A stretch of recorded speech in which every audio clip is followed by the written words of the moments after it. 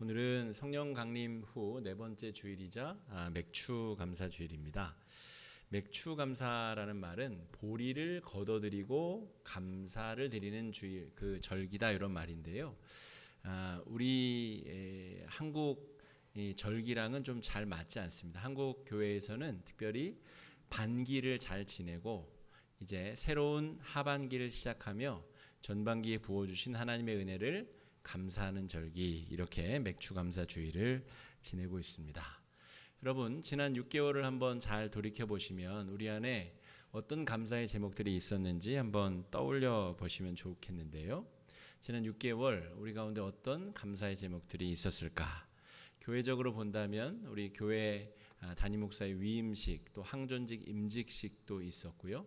또 복합문화공간 우리 검토위 추진이 또 지금 이제 하나님 앞에 봉헌을 또 앞두고 있는데요. 우리가 많은 일들, 또 여러 가지 사건들을 경험하며 귀하고 복된 은혜도 경험하고 또 감사할 일들이 또 개인적으로 또 국가적으로 우리 교회적으로 많이 있었을 수 있습니다. 그런데 잘 그 내용들을 한번 제가 설교를 준비하면서 따져봤거든요. 제가 꼽은 감사 제목 1, 2, 3위 이렇게 꼽아보고 그 감사의 성격을 한번 잘 따져봤더니 그 전에 나에게 없었던 것, 나에게 특별히 주어진 것, 내가 별로 노력 안 했는데 더 풍성히 주신 것, 이런 내용들일수록 더 큰 감사의 랭킹을 차지한 것을 제가 스스로 자각하였습니다. 그런데 오늘 우리가 하박국서라고 하면 이 사람 이름인지 지명인지 도대체 구약에 있는 건지 신약에 있는 건지 잘 헷갈리시는 분들도 있을 텐데 남유다가 멸망하기 이전에 활동했었던 구약의 선지자의 이름입니다. 그런데 이 하박국의 오늘 감사의 기도 제목과 오늘 제가 가지고 있는 감사의 기도 제목을 비교해 보면 참으로 부끄럽고 또 민망한 마음을 감출 수가 없었습니다. 하나도 감사할 게 없는 상황에서 하박국은 감사드리고 있고 또 정말 하나님의 놀랍고 아름다운 역사를 희망하고 소망하는 마음으로 소망 가운데 드리는 감사 기도를 드리고 있기 때문입니다. 여러분, 우리가 살아가고 있는 이 시대는 감사를 놓쳐버리고 잃어버리기가 참으로 쉬운 시대입니다. 내가 잘나서 내가 노력해서 뭔가를 얻었다라고 생각하기도 쉽고요. 우리가 살아가고 있는 이 시대가 전반적으로 위기의 시대, 어려움의 시대를 겪고 있기 때문에 감사를 찾아 감사를 고백드리기가 참으로 어려운 시대입니다. 2년 반이 넘는 시간 동안 우리 전 세계적 우리 전염병의 대유행으로 많은 어려움들을 우리가 겪었습니다. 그 중에서도 사랑하는 가족과 친척을 이 코로나 때문에 잃은 분들의 슬픔과 고통을 우리가 감히 상상을 할 수 있을까 싶습니다. 이 전염병의 대유행으로 말미암아 크고 작은 어려움, 여러 가지 어려움들이 있었는데 또 지난 6개월 동안은 러시아와 우크라이나의 전쟁으로 말미암아 우리가 어떻게 손쓸 수도 없고 도울 수도 없는 그런 문제 때문에 온 세계가 다 같이 마음을 끓이고 또 여러 가지 어려움들을 지금 공유하고 있습니다. 기름값이 2,000원대 접어든 게 아주 오래됐죠. 경유값이 휘발유보다 비싼 것을 저는 아마 태어나서 처음 보는 것 같은데 그런 초유의 일도 벌어지고 있고 저 지구 반대편에서 벌어진 전쟁 때문에 우리가 살고 있는 이 땅, 우리는 그래도 GDP나 GNP가 높기라도 하죠. 저 아프리카, 남아프리카에 있는 어려운 나라들은 식량을 못 구하고 연료를 못 구해서 삶의 질 자체가 아주 나락으로 추락한 나라들도 굉장히 많습니다. 수많은 나라들이 그동안 코로나를 대처하느라 돈을 많이 찍어내고 인플레이션이 벌어져서 물가 상승으로 큰 경제적 어려움을 겪고 있다는 것이죠. 그래서 우리가 살고 있는 이 시대는 사실은 감사의 제목을 찾아내기보다는 불평과 불만과 원망의 제목들을 하나님 앞에 토로하기가 더 좋은 시대를 우리는 살아가고 있습니다. 이러한 시대에 맥추 감사 주일을 맞이하는 우리 성도님들, 오늘 하박국이 드리는 감사의 기도를 통해서 나의 마음을 좀 성찰하고 나의 감사의 제목들을 다시 한번 되짚어보고 우리가 정말 하나님 앞에 정말 아름다운 맥추감사주의를 보내고 있는지를 점검해 볼 수 있는 시간 되면 좋겠습니다. 하박국서는 두 개의 질문과 그에 따른 하박국의 감사 고백으로 이루어져 있는 3장짜리 짧은 예언서입니다. 소예언서 중에 한 권인데 3장으로 구성되어져 있고요. 처음에 첫 장, 두 번째 장은 하박국의 2가지 질문, 거기에 따른 하나님의 답변.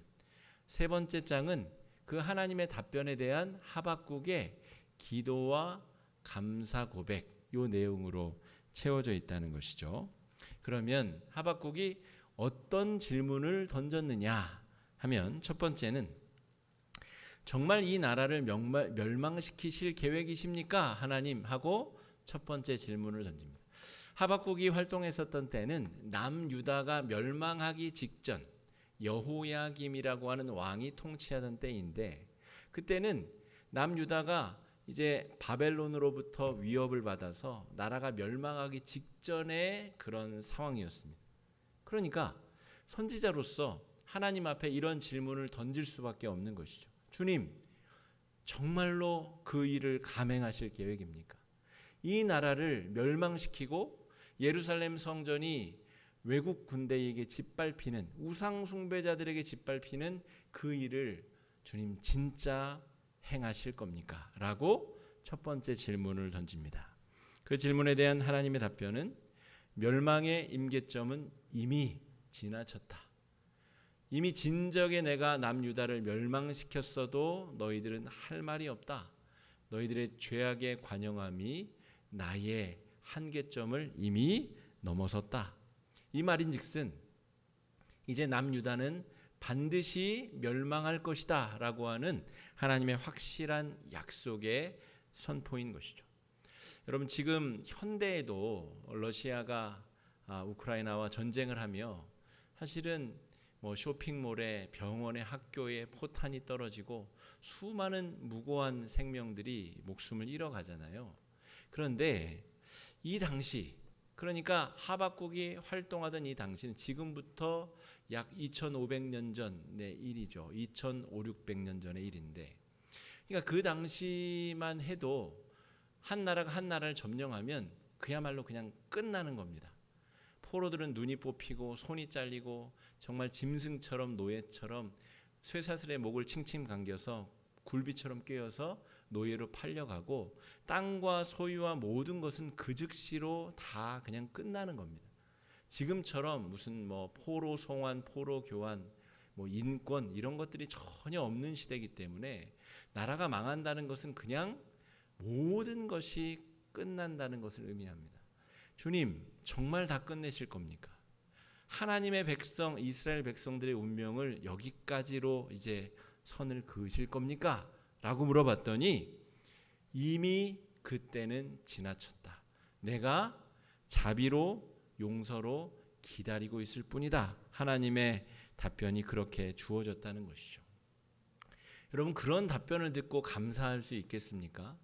이제 곧 나라가 망할 텐데, 그러면 나와 내 처자식과 모든 국민이 이제 짐승처럼 정말 노예처럼 그렇게 끌려갈 것인데 그 일을 듣고도, 그 얘기를 듣고도 감사할 수 있겠느냐.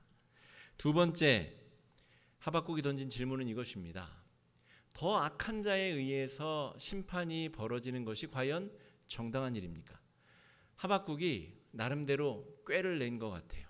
지혜를 내서 하나님을 당황하게 만들어서 그렇지, 바벨론이 더 나쁜 놈들인데 바벨론에 의해서 하나님의 백성이 심판받는 것은 이건 좀 아닌 것 같다. 그래서 하박국의 계획은 조금이라도 그 심판을 지연하거나 혹은 막을 수 있기를 바라는 마음으로 이런 질문을 던진 것 같아요. 그런데 하나님께서 하박국에게 하신 답변은 이것입니다. 너희가 이웃 나라에 저지른 죄악들을 한번 생각해 봐라. 너희가 바벨론 사람들보다 조금이라도 낫다고 생각하느냐? 너희가 그런 착각을 가지고 정말 참된 회개로 나아가지 못하고 여전히 죄악 가운데 뒹굴고 있기 때문에 심판이 너희 가운데 오는 것이다. 이게 지금 하박국서 1장 2장의 하박국과 하나님과의 대화라는 것이죠.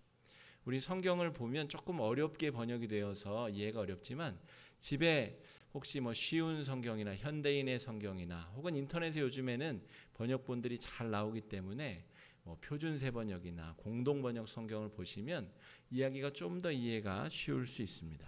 그런데 이런 내용으로 지금 대화가 전개되고 있다는 것이죠. 너희는 감히 나에게 용서해달라고 말할 만한 자격이 없는 사람들이다 라고 하나님이 하박국에게 답변을 하고 있다는 것이죠.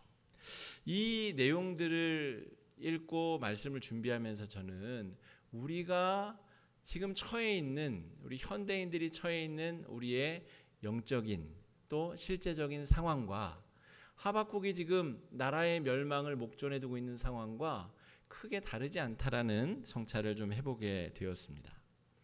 환경 파괴의 문제와 하박국의 질문을 한번 연관지어서 생각을 해보죠. 여러분, 기후변화라는 단어는 이제 옛말입니다. 기후위기, 기후가 재앙으로 우리에게 지금 임하고 있다는 것이죠. 지난주만 해도 그렇게 바람이 불고 폭우가 쏟아지고 그러더니 어저께 오늘은 또 정말 땅바닥을 다 태워버릴 듯이 폭염이 이어지고 있고 내일은 또 큰 비가 온다고 하죠. 이런 기후 위기 환경 재앙이 벌어지게 된 원인을 누가 제공했나요? 저와 여러분, 우리들이 환경을 마음대로 착취하고 하나님의 피조 세계를 하나님의 뜻이 아니라 우리의 욕망대로 악용했기 때문에 우리가 자초한 일 아니겠습니까? 우리가 하박국처럼 하나님께 질문한다고 생각해 보시죠. 주님, 이 피조 세계가 이렇게 멸망하는 것을 가만두실 겁니까? 이미 임계점이 지났다. 주님, 이렇게 하시는 것은 하나님의 정의에 맞지 않지 않습니까? 너희들이 과연 그런 말을 할 자격이 있느냐? 우리가 처한 상황과 하박국의 질문이 묘하게 겹치는 부분, 하박국의 마음이 이해가 되는 영역이 있다는 것이죠. 여러분, 세계화라는 이유로 농산물이 많이 나는 나라에서는 농산물을 세계로 수출하고 공산품을 만드는 나라에서는 공산품을 수출해서 세계가 서로 물자를 주고받고 소통하며 교육하며 살기 편하게 적은 비용으로 많은 혜택을 누리며 살 수 있는 세계화 경제 시대가 열렸습니다. 그 때문에 코로나라는 병균이 저 어느 한 곳에서 생겼는데 그것이 온 세계로 삽시간에 퍼져나가는 이유가 되었죠. 저 지구 반대편에서 전쟁이 벌어지자 저 지구 반대편에서 먹고 사는 문제, 또 자원의 문제, 여러 가지 문제들이 덩달아서 춤을 추며 벌어지게 되었다는 것입니다. 여러분, 우리가 우리의 탐욕을 따라서 정말 더 편하게, 더 열심히, 더 최선을 다해 누려보겠다라고 만들어낸 구조가 결국 우리를 더 고통과 절망 가운데 밀어놓고 있다는 것이죠. 이 문제에 대해서 우리가 하나님께 질문한다면 하나님은 과연 뭐라고 하실까요? 이에 대한 우리는 해결책을 하나님으로부터 얻어낼 수 있겠습니까? 여러분, 삶의 비루함과 하박국의 질문을 한번 연결시켜 보시죠. 우리는 이 땅에 태어난 순간부터 개인적 종말, 죽음을 향해서 나아가는 존재들입니다. 우리가 더 건강하고 더 행복하고 더 원하는 대로 일들이 잘 되면 좋겠으나 우리가 시간이 지날수록 몸은 약해지고 삶은 비루해지고 고통과 절망의 문제만 커져가는 것을 경험하게 된다는 것이죠.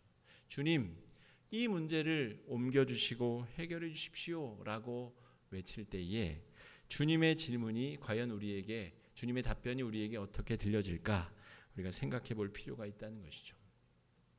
하박국은 두 가지 질문을 던졌지만 다 좋지 못한 대답을 얻었습니다. 나라의 멸망이 이미 확정되었고 그것이 곧 닥칠 일이다 라고 하나님께서 답변하셨다는 것이죠. 그런데 3장의 반전이 이루어지게 됩니다. 하박국이 놀라운 찬송과 감사와 기도로 하나님의 그 좋지 않은 답변에 대해서 응답하고 있다는 것이죠. 그래서 하박국의 백미는 3장에서 이루어지게 됩니다. 우리 2절 말씀이 번역이 좀 개역 개정 성경이 좀 이상하게 돼서 제가 공동번역 개역판 번역을 좀 옮겨봤습니다. 우리 한번 2절 말씀 같이 한번 읽어볼 텐데 앞에 화면을 좀 이용해서 읽어보시죠. 시작. 야훼여, 우리가 당신의 명성을 들었습니다. 우리는 야훼께서 하신 일을 보았습니다. 우리 시대에도 그 일을 보여주십시오. 아무리 노여우셔도 잊지 마시고 자비를 베풀어 주십시오. 여러분, 이 2절 9절은 우리 청소년부나 청년부 여름 수련의 주제로 아주 유명한 말입니다. 개역 개정판 성경으로 제가 읽어드릴게요. 여호와여, 내가 주께 대한 소문을 듣고 놀랐나이다. 여호와여, 주는 주의 일을 이 수년 내에 부응하게 하옵소서. 이 수년 내에 나타내시옵소서. 진노 중에라도 긍휼을 잊지 마옵소서. 마치 이걸 수련의 주제로 쓰게 되면 어떤 느낌이 드냐면 우리 청년부가 지금은 30명인데 60명 되게 해주십시오. 부응하게 해주십시오. 이런 의미로 읽힙니다. 그런데 이 3장 2절의 맥락 속에서의 말은 무슨 말이냐면 주님, 이 나라를 멸망시키기로 작정하신 것 제가 잘 들었습니다. 그러나 주님, 지금까지 하나님께서 이 민족에게 베푸신 은혜와 자비를 제가 잘 알고 있습니다. 이스라엘 백성들이 저 시내 광야에서 금송아지 만들고 주님께 반역했을 때도 혼났지만 주님께서 다시 용서해 주시지 않으셨습니까? 주님, 마지막 기회를 우리에게 주십시오. 다시 한번 살려주십시오. 그게 바로 지금 2절에 지금 하박국이 드리고 있는 기도라는 것이죠. 주님, 수년 내에 이 일을 부응하게 하여 주시옵소서. 주님께서 이 민족에게 베풀어 주신 그 유구한 역사적 회복의 은혜를 마지막 우리에게 다시 한번 베풀어 주십시오 라고 기도하고 있다는 것이죠. 여러분, 이 마음이 공감이 안 되면 하박국서를 읽었으나 읽지 못한 것입니다. 하박국은 하나님 앞에 땡깡 부리듯이 떼쓰듯이 다시 한번 자비를 베풀어 달라, 긍휼을 베풀어 달라 그렇게 간구하고 있는 것이죠. 우리 어린이부가 성경학교를 준비하고 있습니다. 어저께도 우리 교사들이 모여가지고 뭐 오리고 붙이고 잘리고 많이 준비하고 애썼습니다. 여러분, 뭐 누가 10원 한 장 보상을 받아서 나와서 그렇게 하고 있는 것일까요? 그렇지 않습니다. 여러분, 일반 사회학자들은 이제 교회는 끝났다고 이야기합니다. 코로나 시대를 지나면서 교회는 더 이상 희망이 없다라고 많은 사회학자들, 종교학자들이 이야기합니다. 여러분, 희망이 없으면 안 해야죠. 희망이 없는데 뭐하러 오리고 자르고 붙여서 애들 잔치를 뭐하러 준비합니까? 어차피 희망이 없는데. 그런데 하나님께서 희망이 없다라고 적어도 우리에게 선포하신 일도 없을 뿐더러 우리가 그런 희망이 없는 상황 가운데서 희망을 놓쳐버린다면 우리는 하나님의 백성들이라 할 수 없습니다. 하나님의 백성들은 희망이 없는 절망의 상황에서 하나님 자체의 희망을 걸고, 지금 하박국이 그렇게 외치잖아요. 하나님께 희망을 거는 겁니다. 여호와여, 야훼여, 우리가 당신의 명성을 익히 들었습니다. 다 쓸어버려야 되는데 하나님이 다시 또 기회를 주시지 않으셨습니까? 그런 일이 있지 않습니까? 야훼께서 하신 일을 내가 보았습니다. 우리 시대에도 그 일을 보여주십시오 라고 기도하고 있다는 것이죠. 여러분, 그래서 희망을 품고 하나님 앞에 기도한다는 것이 그렇게 중요합니다. 우리가 하나님께 어떤 마음을 품고 기도하느냐가 우리의 신앙생활의 질을 결정하고 우리의 삶의 향배를 결정할 수 있다는 것이죠. 여러분, 우리가 애쓰고 수고해서 지금 복합문화공간이 이제 막바지 이제 준비 단계에 있는데 우리 교인들 편하게 쉬자고 예쁜 공간 만들자고 우리가 그렇게 준비한 것은 분명히 아닙니다. 여러분, 이 영적으로 침체되고 정말 빛을 잃어가는 이 시대에 교회가 교회로서 무언가를 해야 되지 않겠냐라고 하는 절박함 가운데 하나님이 비전 주시고 마음과 뜻을 모으고 수차례 우리가 모여서 점검하고 회의하고 우리가 애써서 마음을 합쳐서 저 공간이 준비되고 있지 않습니까? 여러분, 이 장망성, 장차 멸망할 성이 이제 장망성이거든요. 장망성과 같은 이 시대를 향한 하나님의 뜻을 알아차리는 자가 선지자, 예언자들인데, 여러분, 우리 한국 교회가, 우리 화곡중앙교회가 그런 가르침과 그런 마음으로 하박국처럼 기도로 나아가야 되지 않을까 싶습니다. 단테 신곡의 지옥 표현에 보면 지옥문 앞에 써 있는 마지막 문구, 이게 책 번역 출판사마다 좀 다른데, 나를 거쳐가려는 자는 모든 희망을 버려라. 그럼 지옥이라는 곳이 희망이 없는 곳입니다. 지옥이 그냥 불구덩이 속 고통이 이어지는 곳, 단편적인 그런 이해를 넘어서서 희망 자체를 품을 수 없는 곳, 다시금 희망이라는 것을 품을 수 없다라는 곳이 바로 지옥이라는 것이죠. 아까 말씀드린 대로 우리가 살아가는 이 시대는 여러 가지 이유로 희망을 잃어버리기 딱 좋은, 딱 알맞는 그런 시대 가운데 우리가 놓여져 있습니다. 그 시대 가운데 우리도 여전히 희망을 버려버린다면 우리를 누가 천국 백성이라 말할 수 있겠습니까? 우리를 누가 하나님의 백성이라 일컬을 수 있겠습니까? 우리가 세상 사람들처럼 여전히 그들처럼 지옥을 똑같이 살아간다면 우리가 그들과 다를 바가 뭐가 있느냐라고 하는 것이죠. 지옥 같은 세상 속에서 희망을 품고 기도해야 되는 사람이 바로 우리들인 것이죠. 그래서 오늘 맥주감사 주일에 드리는 감사의 기도의 제목은 하나님이 우리에게 뭘 주셔가지고 드리는 감사의 제목일 수 없습니다. 그것은 아무나 할 수 있는 겁니다. 예수 안 믿어도 할 수 있는 겁니다. 좋은 일 생기면 감사한 건 당연히 인간 지사인 것이죠. 그런데 하박국의 감사는 나라가 곧 멸망할 것이라는 데 드리는 감사입니다. 아무것도 없어도 감사하다는 내용이죠. 17절로 19절이 백미인데 이 구절은 오히려 개역개정판 성경이 더 번역이 잘 되었습니다. 이 구절을 한번 읽어보겠습니다. 시작. 비록 무화과 나무가 무성하지 못하며 포도나무에 열매가 없으며